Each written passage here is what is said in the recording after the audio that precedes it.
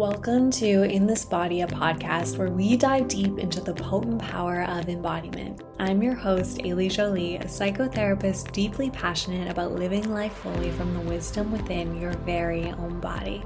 The podcast In This Body is a love letter to embodiment, a podcast dedicated to asking important questions like, how does connecting to your body change your life? How does connecting to your body enhance your capacity to love more deeply and live more authentically?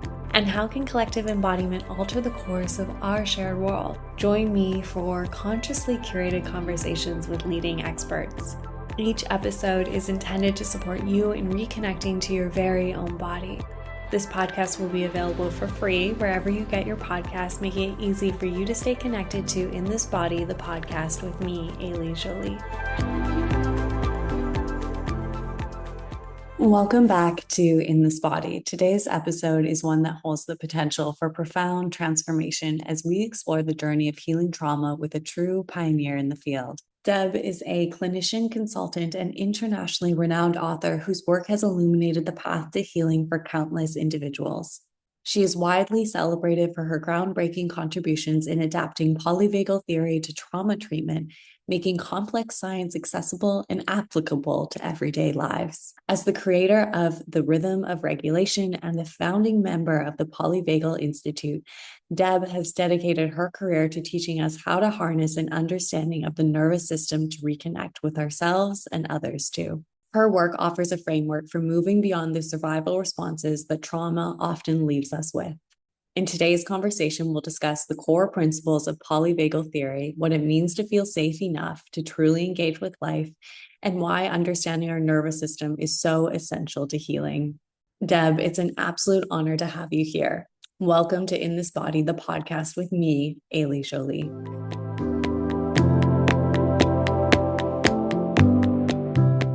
Deb, my first question for you is one that I have asked several guests at the start of our time together, and I'm excited to hear your answer. What does being in your body mean to you? Ooh, that's a great question, and it's interesting because the embodied pathway, which is such a nervous system driven experience, is one that has not been my easiest pathway over much of my life. I'm much more a cognitive, in my head, figure outer kind of being. And when I discovered the importance of the nervous system, it was a paradigm shift, both in the way I worked, but also in my personal world. It's like, oh, my nervous system is really giving me lots of information, and I need to learn to turn toward it, to not be afraid of it or be dysregulated by it. So, it's a work in progress, certainly, still, probably always will be, but I'm so much more able to really ask that guiding question: what is my nervous system wanting me to know in this moment? So for me, that's a pathway to embodiment. For me, it's a nervous system experience of, what's my nervous system trying to tell me with this sensation or this experience moving toward or away. So I guess for me, that would be what being in my body means. It means befriending my nervous system and being connected to all the information that it sends all the time, right? And figuring out how do I regulate that flow of information so I'm not totally overwhelmed. Yeah. I love that you, in your answer, weaved in the title of one of my favorite books, Befriending the Nervous System, as your definition of embodiment. That was very beautiful to hear. For the listener who is new to your work or has maybe heard, little inklings of it, I deeply credit you for bringing polyvagal theory into therapy in a more robust way where people have a sense of its language, specifically in trauma therapy. If you could, right at the start, just share what led you to polyvagal theory, and then I'm going to ask you what it is, because I love how you describe it. Oh, sure. Well, what led me there was I've always been a neuroscience geek, and so I studied the brain. Like you, a trauma therapist. My clients were all, had complicated experiences, and understanding how their brain, created the story of that I felt was really important. And then I read Steve's book, Steve Porges's first book, and it was like a light bulb went off for me. Something happened. It's like this missing piece of the puzzle came into place, and I was hooked. And so, you know, for me, discovering polyvagal theory really brought me to that brain body system where they're connected, but it helped me understand the power of the body to shape the stories that our brain creates. And it gave a way of working with clients that took it out of all of the story we start spinning in, and the meaning we make, and the motivation we assign, and the moral meaning, and all of that we do to others and we do to ourselves. And to be able to say to my clients, this is your biology working in service of your safety. As crazy as that seems in this moment, that's what's happening. And to be able to say things like, of course, that was the response. Your nervous system took you to, wherever it took you. Bringing the science in took away the shame, took away the blame, and brought it to a different place. And then we could work together, and we could begin to reshape their patterns. I read Steve's work, and then I thought, oh, I have to bring this to my clients. And that started me on that journey of how do you take Steve's deep scientific theory, which is brilliant, and make it accessible to my colleagues, to therapists, but make it accessible to everyday humans. That's my passion, is to help people, as we said, befriend their nervous system so that they understand what's happening in their mind body experience, and they can become, I like to say, an active operator of that system.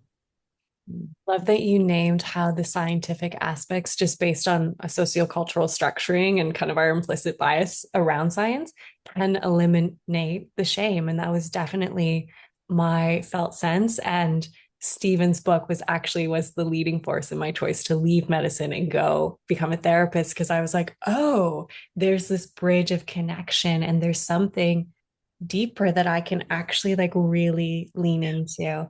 And then reading your work, I was like, oh, wow, you don't need to have this deep science background to understand this. So you have succeeded if you didn't think that you made Thank it you. very accessible. Thank you. And I would love to hear your languaging, because you have made it so accessible. If you could give a foundational overview to the listener who doesn't know what is polyvagal theory, and some of the rhythms of regulation work as well to that. Sure. Yeah. So polyvagal theory is a theory of the autonomic nervous system, and the autonomic nervous system is really where our lived experience begins. Right. We like to think it begins in our brain, but in fact, it doesn't. It begins in our body, in our autonomic nervous system, which then communicates to the brain. And the brain's job is to make up a story that makes sense of the information it's getting from your body. So, I think that's a fun way to think about this super highway that travels in both directions. But three of the lanes are going from the body to the brain, and one lane is coming back from the brain to the body. So it's nice to really understand what is going on in the nervous system. And when I invite people into getting to know their nervous system, we talk about neuroception and hierarchy, and then we talk about co-regulation. We could talk about co-regulation first, because you and I are doing it. Yeah. Right. We just met a few minutes ago, and our nervous systems are having a conversation. Right. And my nervous system is getting lots of cues of safety from yours. My hope is you are from mine, because we're beginning to do this dance of connection. Right. And that is a body experience that then our brain is saying, oh, this feels safe enough. That there's a smile, there's movement of the head. There's all these things that on a biological level invite us into connection. So that's co-regulation, and co-regulation is a biological imperative, meaning it's something we all have to have, first to survive, but then to thrive. Mhm. Right. And it may be that I only need one other safe person to co-regulate with, and that's enough for my system. Or it may be that I need 10.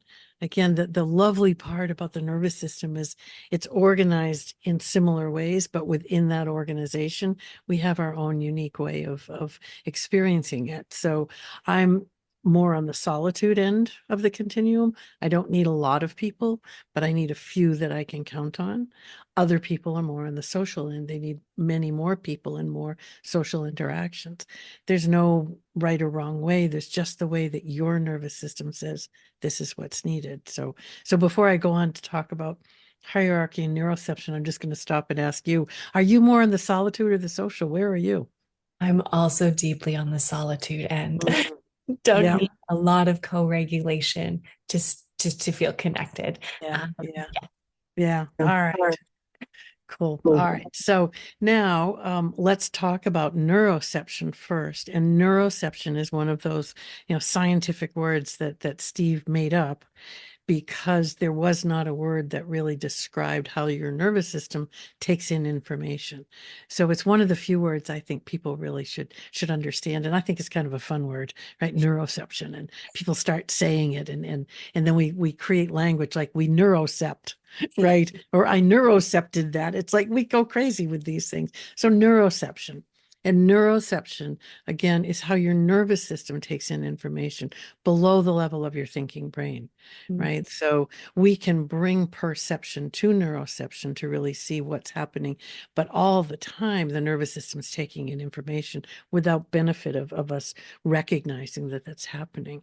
And it uses three pathways, right? It listens inside, so it's listening to what's happening in our bodies, right? Our digestion, our breathing, our heart rate, our viscera, our muscles, our aches, our pains, or whatever, right? It's listening outside in the environment, right? So it's taking in the cues from the environment. So when I look at your space, I'm intrigued by the, by the books, by over on the other side, I can just see a little bit and it has my curiosity. So those are all cues that lead me into being curious. They're coming into my neuroception as cues of safety, as welcome, right? You may see things in my background the same, or there may be things that your neuroception goes, oh, I don't like that, right? And you'll feel that before your brain says why. You'll feel something happen. So I feel drawn toward. We could also feel pushed away from without knowing what's going on. That's the outside pathway. And that third pathway is the between pathway. Right. And we talked a bit about co-regulation, which is this, active getting to know.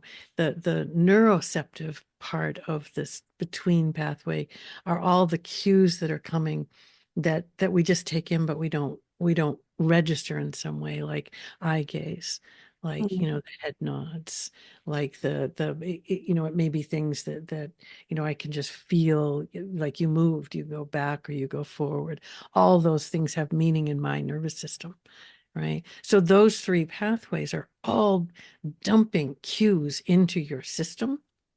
And if the cues of safety outweigh the cues of danger, then you feel ready to engage and ready to explore, and you're curious, right? But if the cues of danger outweigh the cues of safety, you're going to retreat a bit. You're going to go into a survival response without choosing it, right? And that's the lovely thing about the nervous system. It makes the choice for you, right? You don't have to say, "Ooh, what should I do?" Your nervous system has already done it, right? Afterwards, you can reflect and go, I wonder why, or was there something else I could have done? But in the moment, you do not have to do anything. Your nervous system does it for you. So that's neuroception, right? And then the other organizing principle that's so important is called hierarchy. And hierarchy is simply the way our nervous system three states are organized so that we have a state of regulation and connection. It's called ventral. We have a state of fight and flight. It's called sympathetic. And we have a state of shutdown collapse, which calls dorsal, right? And those three states work in a predictable order, right? They were created over over evolution in that order, dorsal first, so that our first survival response was to play dead, to be still immobilized. On top of that came sympathetic, which is that fight flight response. And then the newest is the ventral social connect. We communicate, we engage, we reach out to each other, right? And so they were built in that order. And our nervous systems long to be in that place of regulation in the newest part of our system, right? And I think really inherently know how to get there, right? Which is a good thing because we dysregulate all the time. Every human dysregulates all the time. It is normal and expected. It's natural to be regulated one moment and then you feel, oh my gosh, I've got too much on my list. I'll never get it all done. And you move into some anxiety, some of that flight energy, or you get really angry and frustrated into that fight energy. Right? It happens all the time. And hopefully we then work our way back. And we do that all the time. Sometimes we move from that mobilizing, chaotic flood of energy into that draining of energy, that collapse, that sort of, I'm going through the motions, but don't really care, don't have the energy, right? And then we come back again, right? But, if you think about your day, it's 10, in the morning for me. I'm an early morning riser, so I was up at about 4:30 and I started doing some work and I had moments of feeling, I have been trying to write this thing for 3 days and I've written like 3 sentences. And sometimes I could have a sense of humor about it. And other times I was so frustrated. And then I reached a point where I said, I'm just done. I give up. Right. So you can see all three states. Yeah. Right. And just to let you know, just before we came on, I finished it. Oh. Right. And so then it was like, Yahoo, I came back to this place of feeling, successful and feeling like, oh, I accomplished something. Right. So I have visited all my states. You may have too already today. Right. We do it in small ways all the time. We do it in big ways sometime. And trauma survivors visit their survival states in big ways. And the difference between a traumatic, a rigidly responding system and a flexible system is that when we dysregulate, we get stuck in a survival state, right? We get stuck there. And that is the key to, therapy with healing and working towards flexibility. It's not that you're not going to go to survival, but you won't get stuck there, because when we're stuck there, we suffer, right? I think you've already named one of the misconceptions that I often kind of hear in my office is this idea that if we have experienced healing and our nervous system will never just get dysregulated again, or we'll be in this like rigid ventral vagal state. And I'm like, oh, I love that you have this idealized vision of what it could be like, but Right. I don't know yet. Maybe not. Um, could you speak to some of the other misconceptions that you have come across in regards to polyvagal theory? Because as it's become more popular, I do notice in my office with clients, sometimes I'm doing a lot of psychoeducation to just like pull things apart, clear things up, slip a book in. I would love to hear from you what you have had to re-educate around as it's got more popular. Yeah, that's interesting. There's several things. So thanks for asking that question. The first, I think, well, the one you named, that we're healed. I'm not sure anybody's ever healed. We're always healing, I think, for me anyway. And we're regulated. Well, yes, we're regulated in this moment.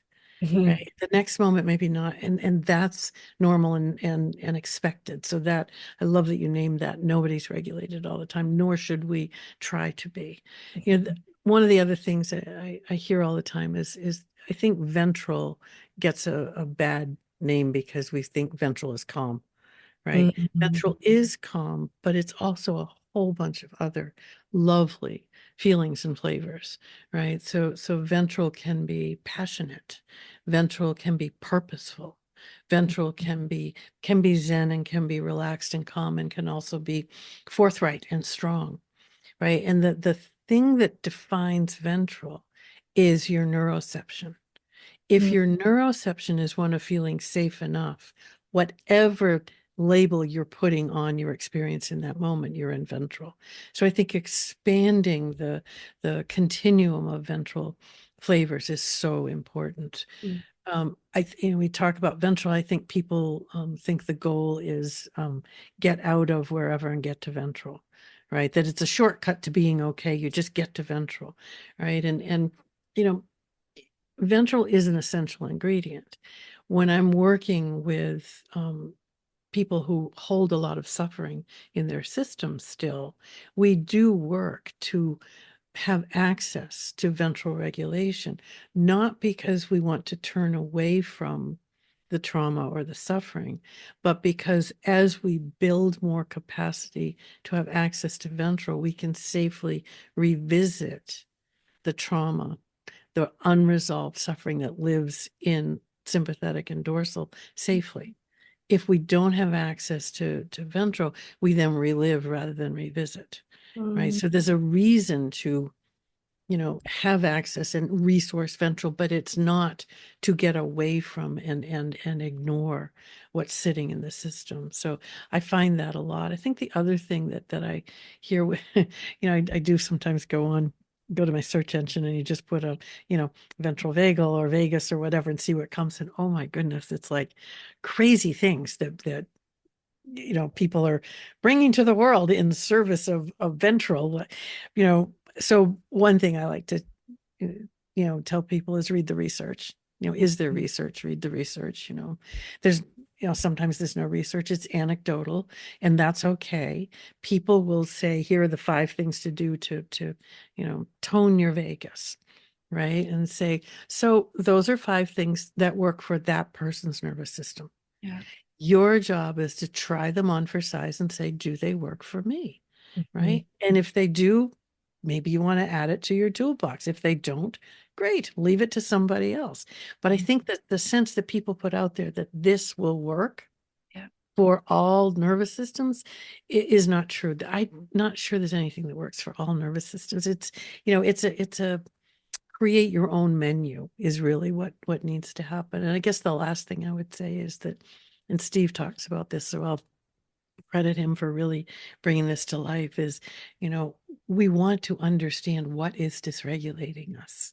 We don't want to just move to regulation, right? We need to understand what happened, what is going on, not Mhm. just fix the symptom, but let's look underneath and see what is happening. Yeah. Deb, I'm noticing so much ventral in me because I have so much excitement that I want to pick at all of the ones that you said. So I'm going to go through them in my mind. The second one that you said was speaking about knowing ventral so that you don't kind of get, I would say, blown outside of the window of tolerance and then get re-traumatized. I've noticed that a lot in my practice. People going for cathartic Yeah. experiences, let that be a rage ritual or a psychedelic experience. And my younger self engaged in all those. How do you work with a client if you have worked with a client or maybe even a training in a psychoeducation sense? Could you help the listener who may be like, well, like I've been told that the cathartic primal scream or the giant workout or the psychedelic experience is like how I'm discharging my arousal and cortisol, and that's how I heal. Like, how do you walk that back a little bit and go, okay, Yeah. there's some things before that that will actually make that really safe and healing like it's intended to be. Yeah, it's interesting because, back in the day, we thought abreaction, that cathartic experience, was necessary to resolve trauma. And then we discovered, oh, it really was re-traumatizing, right? So probably not the choice, right? Mm. And, the world of psychedelics, I don't know where I come down in that world, the world of, these, rage rituals, these things. It, it's a sense of, for me, can we get to know your nervous system first? Mm. And then let's ask your nervous system, what does it think? Does your nervous system say yes, say no, or say maybe? Right. Mhm. And I tend to trust the nervous system. One of the things I've been talking a lot about with people recently, people have been talking to me about cold plunging, Mhm. right? And I mean, there's research, there's a lot of anecdotal, stories, evidence, right? When I think about a cold plunge, my nervous system says an emphatic no, Mhm. right? And what I keep asking is because people say, oh, but you should try. I say, why? My nervous system says no. There are lots of other things my nervous system will say yes to. So why do I want to override that no? It's a clear no. It's not a maybe. If it was a maybe, we'll play with it. If it's a yes, go forth. If it's a no, I think we need to respect what the nervous system is telling us, right? So the first thing I do with people is I help them begin to get to know their nervous system and then know, how does it say yes, no, maybe?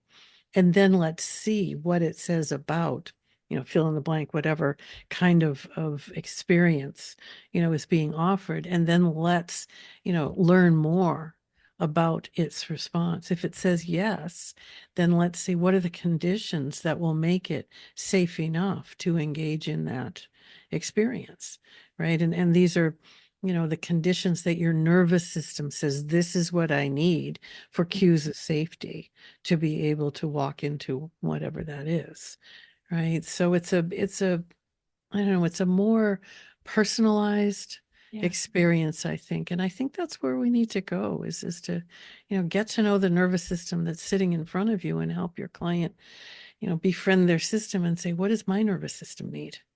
Right.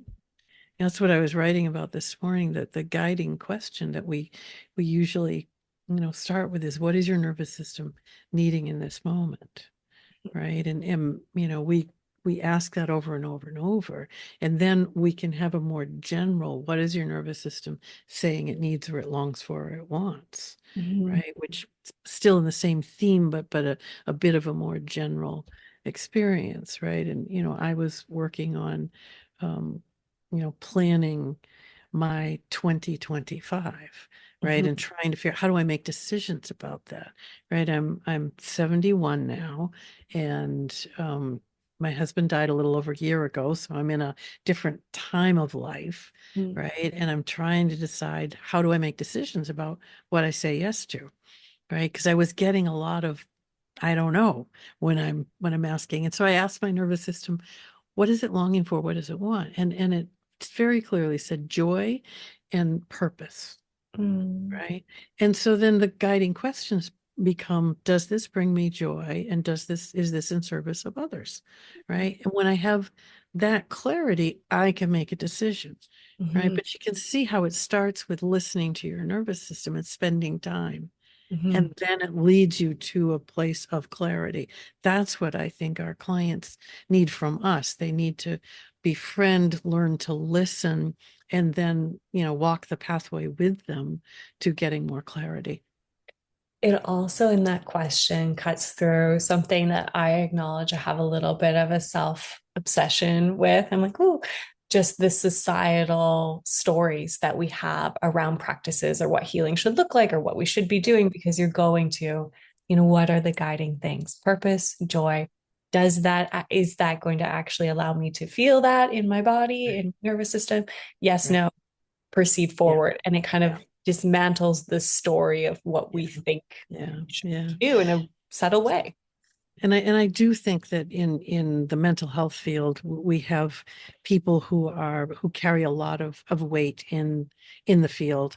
And when they say, oh, this is the thing, everybody thinks this is the thing, right? And we just need to remember they're saying this is the thing for me or for this set of clients, or try this and see, right? So again, it's that sort of nuance around this works for, if you even read the research, right? The research is telling you this works for these people, right? It's not saying it works for everybody. And when I teach, I invite colleagues to be really careful and curious, because, take breath practices. There is tons of research on breath practices, and there's centuries of breath practice that has shown the way to, well-being, both physical and, emotional well-being. And breath practices can be very dysregulating for many trauma survivors, right? And so, colleagues will come and they say, "Ooh, I always use this breath practice," and I say, right. Okay, let's invite a client to see how it lands in their nervous system, right? That's the language we want. How does this land in your system? An invitation, right? That's what we're looking for. So yeah, we want to be careful with all of these things, because again, it may work for me, it may not work for you. Mhm. This is bringing me to the last point that you spoke about, and you credited Stephen for it, of learning what dysregulates you. I spent almost 2 months in silence before the pandemic, and it was like one of the most dysregulating experiences as someone who's had PTSD, and I had done a lot of meditation before. I came out of it, but like it was a roller coaster for sure. And Yeah. after that, it did leave me with this deeply embodied sense of like, I'm going to really ask myself. And the moment this starts going sideways in my body, I'm going to leave. Because actually, Yes. long time sitting in meditation reminds me of that time in my life when I had to sit with myself so alone. And Right. that's just my nervous system. Short-term meditation, we can do that. A week, fine. Longer than that, things get a little Mm-hmm. skeptical inside. Mm-hmm. So I would love to hear from you how you kind of support someone to look and get curious about what is dysregulating for me. If the goal is no longer being constantly regulated, how Mm-hmm. can I find those dysregulating pieces and acknowledge sometimes they're going to be vastly different than the rhetoric outside of me? Mm-hmm. Yeah, I mean the you know what, I do a map. It's called the Triggers and Glimmers map. Mhm. And what we do is we identify what are the things that pull you into a sympathetic mobilization, fight and flight, that flood of chaotic energy. What concretely pulls you to that place, right? And so for you might say, I'm sitting for 3 weeks. Right. Whereas sitting for 2 weeks is fine. Sitting for 3 weeks, for me, it's being in a crowd of too many people, right? Mhm. We identify what happens in your body, what are the things that happen out in the world. How do you know that you have moved into this place? And the same for dorsal collapse disconnect, right? What takes you to that place? And it's interesting because the same thing in different ways may take you to both. Right. Mhm. Like sitting for 3 weeks could take you to sympathetic. Sitting for 6 weeks might take you to dorsal. Mhm. Right. So it's not the thing, it's something about the experience. So we want to get really curious about the qualities of an experience that take us into sympathetic and dorsal. And so the first part of the process is to identify what activates me into survival states. Because once we know that, then we can begin to work with it. Right. Mhm. But we first have to really concretely. And it's interesting because we have what I call themes and nuts and bolts. So the themes that we often hear are, feeling like I don't matter. Mhm. Right. So that might be a theme that takes me to sympathetic. And then under that, what are the nuts and bolts of that? Feeling like I don't matter to my colleagues, to my friends, to people I'm in a email chain with. That takes me to sympathetic. Feeling like I don't matter might show up in dorsal as well. And then it might be feeling like I don't matter to my family. Mhm. Right. So we've got the themes and the nuts and bolts, and you want to look for both, and you can start with the nuts and bolts and then look for the theme. Or oftentimes with my clients, they'd have a theme and then we'd look for the nuts and bolts under it. But that's the way to begin to get to know what dysregulates me. Yeah, Mhm. and then what you can do is you notice, how do I know I'm dysregulated? Right? That's a different map we do, but you identify, how does your body show you you're dysregulated? What are some of your thoughts? What are some of your feelings? What are some of the things you do when you're dysregulated? Right? So you can stop and say, oh, I'm feeling dysregulated.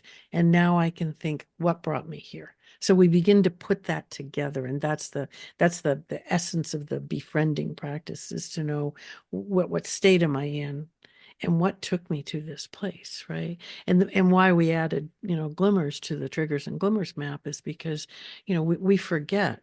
We're all therapists, and we work with people to help them, manage their dysregulation, manage their suffering. We forget that we have to also celebrate the moments of regulation, the moments of connection. And so we put triggers on the top of the map. And so can you identify the tiny moments when you feel okay, right? Mhm. Because those happen all the time for everybody as well. Even my most complicated trauma survivor clients had those tiny moments when it was, oh, I'm okay, just for a moment. Great. Right. So, that's sort of the essence of how we begin to befriend. One thing that I deeply appreciate about your work is in such a subtle way, it really starts to poke at and bring awareness to all of the sociocultural stuff that dysregulates us. And I don't feel like I can think of a lot of other clinicians or authors in the trauma space that do that. And I'm curious to hear from you if that is intentional, if that, or if it's just weaved in there. And yeah, I asked that question also because a lot of the people in this space are white men. And so they have a different set of social expectations, Yeah. sociocultural stuff. And your Yeah. work really invites people to get curious about what's dysregulating them without any hierarchy of it has to be this big experience or emotional thing. It can be anything. Yeah, I love that you notice that, because I get asked all the time about different groups of people, and what's interesting to me is it really doesn't matter. It's getting to know your nervous system. Right. So yes, your nervous system has been shaped by your family of origin, your community, your culture, and all that. And yet not every nervous system that belongs to that group acts in the same way. And so what I tell people is, let's get to know this nervous system and see how it has been shaped. And it takes it out of that other conversation about category, because part of what I see in the world today is that we put people in categories. Right? And then people want to be in categories. The thing I get asked the most about is neurodivergence. In every time I teach, and I say the same thing. I say, your nervous system is just wired in a particular way. Let's get to know it. Right? It does not, and you have to be careful how you say it doesn't matter, because people are attached to their label and their category. And yet, I just really want to get to know your nervous system. Right. And learn what are the cues of safety and danger for your nervous system, because that's what we're going to work with. So I think, the social, cultural, all of those experiences within a nervous system are experienced by each nervous system a bit differently. And let's get to know it. Right. Because then I can understand you. Yeah. Right. I love how it's so deeply woven into your work, but it's not like the front facing thing of your work, even though it's so deeply ingrained in there that you're going to get there, you're going to go there, just in this other language that I think makes it so much more accessible and softer and warmer and tender to get to know that information and have those conversations and get curious, because it's not what you're signposting or signaling, even though it's so in your work. Right. So I often send it to my clients, and it's so curious. I find it really beautiful. They all pick up on that. They're all like, to start, they're like, why did she send me this? This is not the resource that relates to what we were talking about in session. And then 2 or 3 sessions later, after they read the book, they're like, oh yeah, I totally get it. I love These were that. the questions Ailey was asking. So it's something I appreciate about how you work. And one thing that my clients also have spoken about that I know you've talked about is the energy of connection that polyvagal theory emphasizes. And I would love to hear from you if you could explain it or say a little bit more about it. Yeah, well, energy is an interesting experience, isn't it? And again, I think it's a very body to body experience. It's a nervous system to nervous system experience, and part of it's neuroception. We meet someone and we have this response of, "Oh, I'd like to get to know that person more." Right? That's the cues of welcome we received from the other person. Sometimes we meet someone and go, no, thank you. Right. And those are warnings. Right. And again, we want to remember that it's not about the other person. It's about how our nervous system is interpreting the information that's coming. So it's really about our past experience coming alive in that moment. I think ventral energy, if we want to talk about, just about energy in and of itself, that the energy of connection, the energy of safety, I think is contagious, right? And I write about that. I say, and contagious in the scientific, definition is both direct and indirect contact. It's transmitted directly and indirectly. So you and I are having a direct nervous system to nervous system experience, and I am sending you my ventral connecting energy, right? And we're having this back and forth. Indirectly, it may be that people who listen feel my regulated ventral energy, and their system begins to come into that experience as well. I think that's the power of ventral. I think it's contagious. I think it's a unopposable force. I think if we do nothing except show up in a regulated way and stay regulated throughout an interaction, it's a powerful experience for another nervous system, right? And the thing I love about this is that I don't have to create a story. I don't even have to say anything. I simply have to maintain my regulation, and then that energy is being transmitted to the people around me, right? So, it may be, I don't know, we're living in a crazy world right now, I guess I would say. No matter where you are, I teach internationally and around the world, it is a crazy world. And I don't have to agree with your stance. But if I can stay in a regulated state, you can feel that, and we might actually be able to have a conversation, right? But if I get dysregulated, then I become a cue of danger. I become a threat to your nervous system, and we can't have a conversation, right? And I think conversations are needed in the world we're living in. And so that keeps me coming back to the energy of connection, which I think is going to help us begin to move forward in some different way.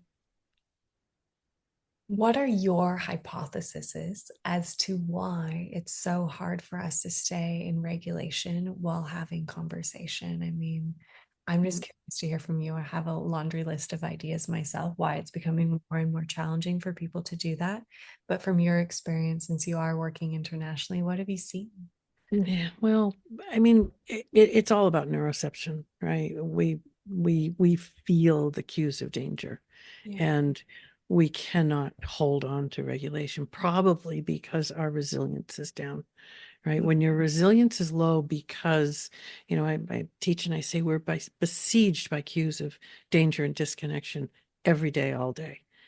Doesn't matter where you are, you're getting these things coming at you, and we're longing for safety and connection, right? And the more we're receiving the cues of danger and disconnection, the harder it is for us. We're fighting to hold on to regulation, and we get physically and psychologically exhausted, right? So resilience gets lower, and as resilience gets lower, our ability to hold regulation lowers, and our dysregulation increases. So part of it's just a function of the fact that the world is a really hard place to live right now, and so it's really hard to stay regulated and curious with someone who's sending me those cues of danger, right? I need more regulation to do that. So yeah, which is why I think when we have the safe people that we can, simply be with, that's a moment to catch our breath, to renew. That's why I, really think people need to figure out what nourishes your nervous system and find a way to build some of that into every day, because you're depleted. At the end of the day, you're drained, and we need to be filled.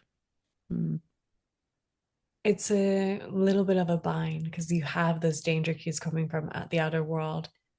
They may be dangerous to you in your lived experience. They may not be. They real or imagined, unknown line. But nonetheless, you don't actually want to release that impulse towards danger. So it's like the body is doing the thing that it's meant to do. Yeah. However, it's also the thing that's leading your resilience to be so low. Yeah. Acknowledging that every nervous system is different, I would love to hear from you just some ways that you have heard from other people, or even your lived experience of like, how do we build a resilient nervous system? Let that be practices or anything that comes to your mind.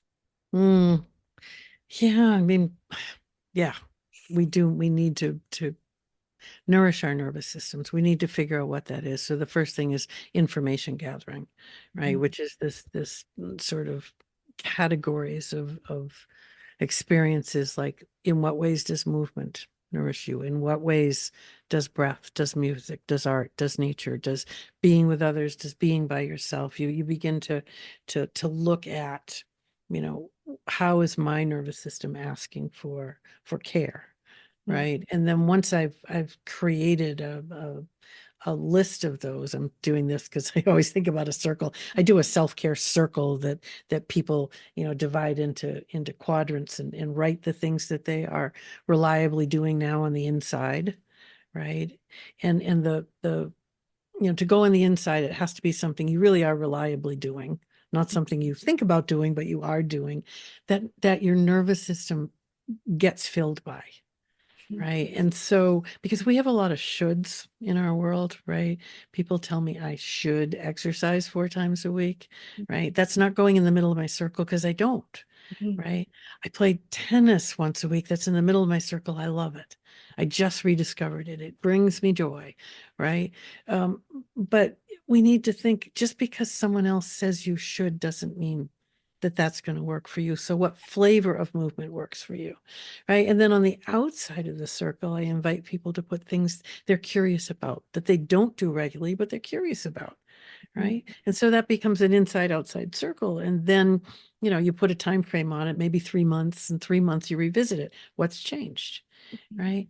But this is the way we can create our own individualized menu of choices, right? And I think the other thing we need to think about is we need to have menu of resources that take varying amounts of energy, right? Because sometimes I want to resource my system and I'm really depleted. And so I can listen to music because that requires pushing a button, right? And I love music, so my system really feels a response to that, right? Or I can just sit outside and turn my head to the sun, right? Something easy. Other times I have, lots more energy at my, at my disposal, and I can go for a walk or go to the gym or whatever it is, right? So when you build your resource menu, look for things that take little energy all the way to a lot of energy. So again, it's that personalized program that we're looking for. Yeah. And so much of that personalized program goes against like our collective trick, our collective socialization, which is one of the beautiful things I feel about therapy and this approach specifically, is because it does really start to ask those deeply intimate questions of like, how do you feel? Like, what actually feels good for you in this really directive way? I would love, as we begin to end our time together today, to hear from you. For someone who's at the beginning of, let that be their trauma healing journey or getting to know the nervous system, their books that will all be linked in the show notes, which I highly recommend. But if there's anything that you would also maybe suggest for someone who's relatively new to this realm. Oh, gentleness, I think is one of the things. I think we are a society that wants things to happen fast, right? And it's reshaping the nervous system happens slowly over time, right? So we want to be gentle with it. We want to be persistent and patient. And so inviting clients who are new to this process in and saying, let's find ways to notice that the subtle changes that are happening is so important. And on the therapist end, I don't think we do that well. I think we wait to meet a treatment goal. It's like, oh no, we want to watch and say, oh, so it was a little less sympathetically dysregulated this week, or it was a little more, you had more moments of feeling okay. We're looking for the tiny changes, because unlike the way we think about powering through, that's not how the nervous system works. right? We want to stretch the system, so we try small things that are different and see how they land. But as soon as we stress the system, we go too far, we just reactivate a survival response. So I think in the beginning, helping clients or for clients who are interested, understanding the sort of the principles of this and why are we doing this, the context for making these choices makes sense to people, right? And the other thing I found is clients are so invested in wanting to get better, however they define that. My question at the end of sessions usually is, what feels important to take with you from today? And then let's create a way for you to do that, so that between sessions, they feel like they're actually still working on something, right? So, in the beginning, you're going slow and you're, creating the foundation because it's going to be faster in the end. Yeah. As we end, my last question for you is, at the start, I asked you, what did being in your body mean? Is there anything you would like to add to that after we've spent some time together? Maybe something that's percolated in your mind besides befriending the nervous system, which I love. It's really beautiful. Well, I guess as we've gone through our time together, it's interesting because I think being in the body is an essential part of living, of being present and living, a life of well-being. I also want to say to everyone out there who lives from the neck up, that many of us have lived from the neck up for a long time. I lived from the neck up for years and years and years. And I am finding my way back into my body. And I guess I would say to people who struggle with that, it's an ongoing process and it's possible. And you may be more embodied than you recognize. I think that's true for me. I often think I'm not, but it's like, oh, wait a minute, I was. So maybe to bring that sense of kindness to the experience. It is vitally important, and we can take our time with it. Maybe that's what I'd like to say.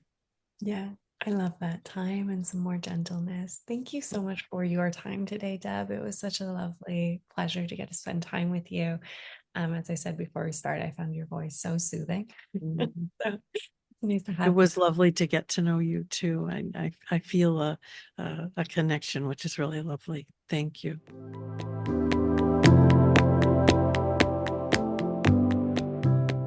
If you found value in this episode, it would mean so much to me for you to share the podcast with friends, a loved one, or on your social platforms. If you have the time, please rate and review the podcast so that this podcast reaches a larger audience and can inspire more and more humans to connect to their bodies too. Thank you for being here and nurturing the relationship you have with your very own body.